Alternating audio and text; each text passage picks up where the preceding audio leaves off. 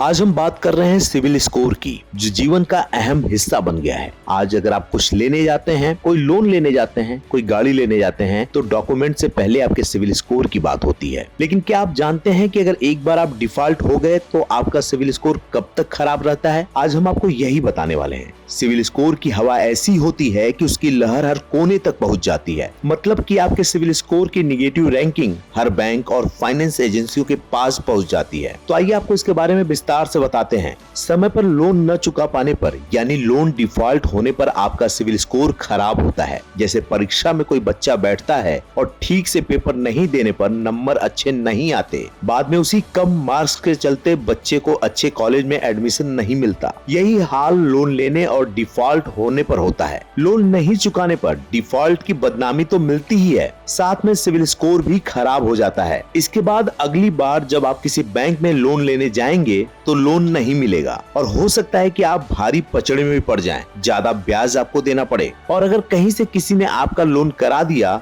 तो आपको ब्याज खूब भरना पड़ेगा। अब सवाल है कि सिविल स्कोर क्या जन जन्मांतर के लिए खराब हो जाता है? क्या उसमें कोई पाबंद लगने या सुधार करने की गुंजाइश नहीं होती है? लेकिन अगर ऐसा होता तो शायद कभी लोन डिफॉल्ट नहीं करते। कुछ न कुछ गुंजाइश जरूर मिलती होगी जिससे कि आगे का रास्ता खुले, कुछ लोन मिल सके। अभी तक आपको मेरी बात समझ में नहीं आई होगी, तो आइए आपको एक उदाहरण के साथ समझाते हैं। क्रेडिट स्कोर के फंडा को एक साधारण उदाहरण से समझें। मान ले कि आपने मकान बनाने के लिए बैंक से लोन लिया। शुरू में लोन की किस्त, जिसे EMI कहते हैं, आप चुकाते रहे। अचानक आपकी नौकरी चली गई या आपका धंधा चौपट हो गया। इस परिस्थिति में आपके सामने किस्त बंद करने के अलावा कोई चारा नहीं रहा। EMI बंद होते ही बैंक ने आपको डिफॉल्ट की श्रेणी में डाल दिया। बाद में आर्थिक स्थिति ठीक हुई और उस पर लगे ब्याज को भी चुका दिया। इससे आपको लगता होगा कि जो सिविल स्कोर खराब हुआ होगा उसकी भरपाई हो जाएगी, लेकिन ऐसा नहीं है।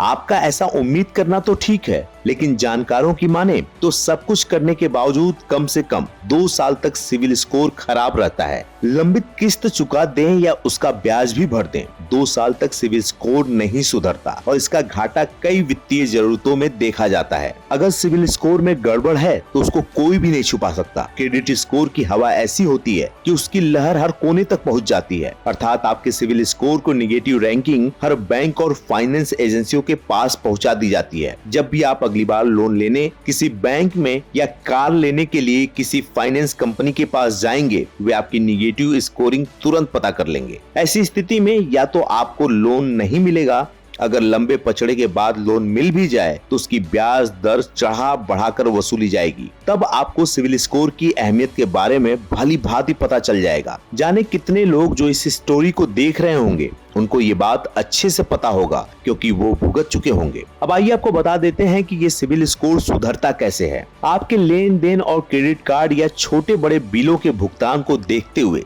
सिविल स्कोर में सकारात्मकता या पॉजिटिविटी आती है। बिलों में पेमेंट में देरी न करें, समय पर पूरा बिल चुकाएं। जैसे क्रेडिट कार्ड का पूरा बिल चुकाएं, न कि मिनिमम ड्यू अमाउंट। इससे सिविल स्कोर सुधरता है। कई बार लोग लोन लेने और उसे सही समय पर चुकाने के बाद बैंक से NOC नहीं लेते, जिस वजह से सिविल स्कोर निगेटिव में चला जाता है। बैंक से तुरंत NOC लेना चाहिए, जिसके बाद ही सिविल स्कोर पर आपका डेटा अपडेट होता है। यही बात क्रेडिट कार्ड के साथ है। क्रेडिट कार्ड बंद करते हैं तो बैंक से इसकी पूरी कागजी कार्रवाई कर लें। क्रेडिट कार्ड बंद करने का प्रमाण पत्र बैंक से जरूर लें। इन सब चीजों से आपका सिविल स्कोर सुधरता है। अब लोगों में एक भ्रम होता है कि क्या अगर वो बार बार सिविल स्कोर चेक करते हैं तो उनका सिविल स्कोर खराब हो जाता है? तो हम आपको बता दें कि अगर आप ऐसा बार बार करते हैं तो इसके दोनों जवाब हैं कि आपका सिविल स्कोर खराब भी होता है और नहीं भी होता है। आइए बताते हैं आखिर ऐसा क्यों होता है। दरअसल सिविल स्कोर ग्राहक की पास्ट हिस्ट्री की एक रिपोर्ट होती है जो बैंक को बताती है कि कब लोन लिया गया है और कब लोन के बारे में पूछताछ की गई है। आप अगर खुद सिविल स्कोर चेक कर रहे हैं तो आपके सिविल पर कोई फर्क नहीं पड़ेगा। इसके अलावा अगर आप किसी लोन के लिए अप्लाई करते हैं